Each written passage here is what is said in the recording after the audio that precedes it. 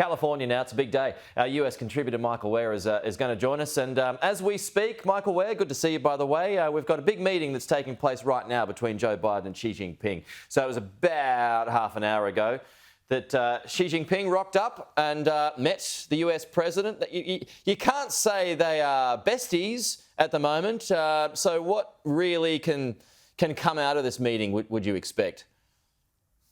Look, I think just the meeting itself is a success alone.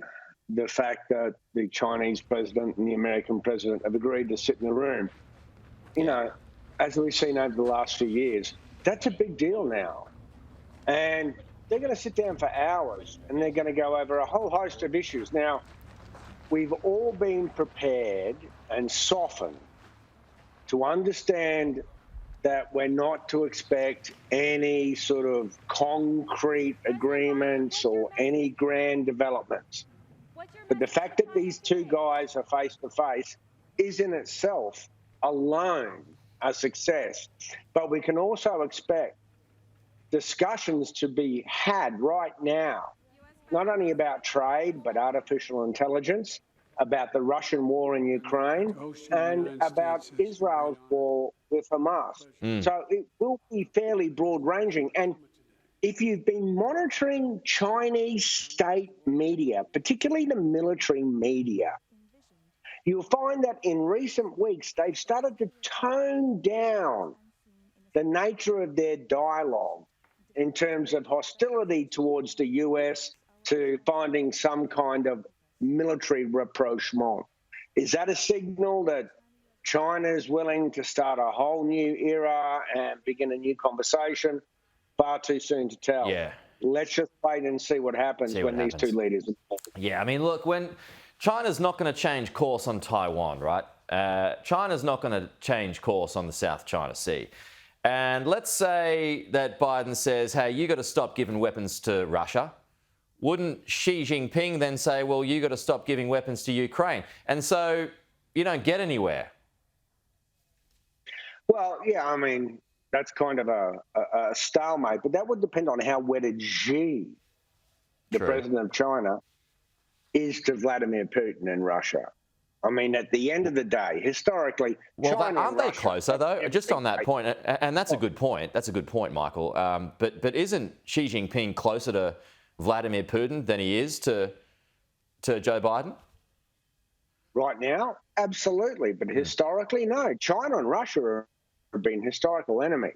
Yeah. So this is a marriage of convenience or inconvenience, this unlimited relationship. And just how much China is supplying munitions to Russia is an unknown. It seems North Korea is providing more artillery shells to Russia right now than China. But obviously, that couldn't happen without China's acquiescence. So look, at the end of the day, Biden's a more important partner or adversary for President Xi than Vladimir Putin ever will be. Sure. And so on the note that you're talking about in terms of potential conflicts, America is really obsessed about talking about deconfliction, particularly in the South China Sea. When our planes are flying through, your planes can't bother us. Same with our ships. One of the key things that the US is seeking to come out of this meeting, and like we said, this is just a talk.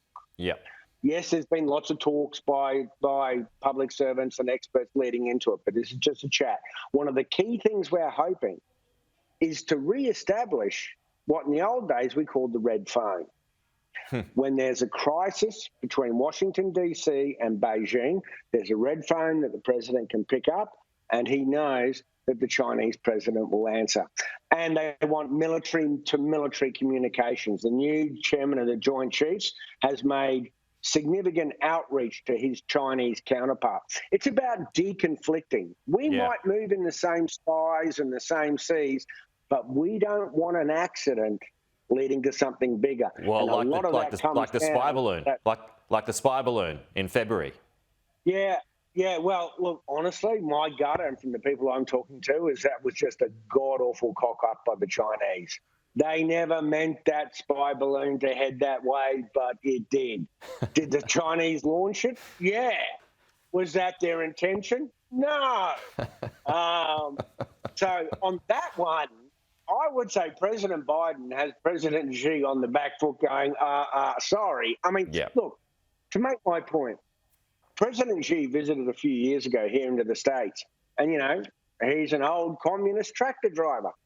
There are photographs of President Xi in the Midwest driving a tractor with an American farmer. And that just resurfaced on Chinese state media. So Okay. maybe, you know, and don't forget, superconductors and microchips will be a key part of this conversation. But are there signals that they're ready to finally start talking?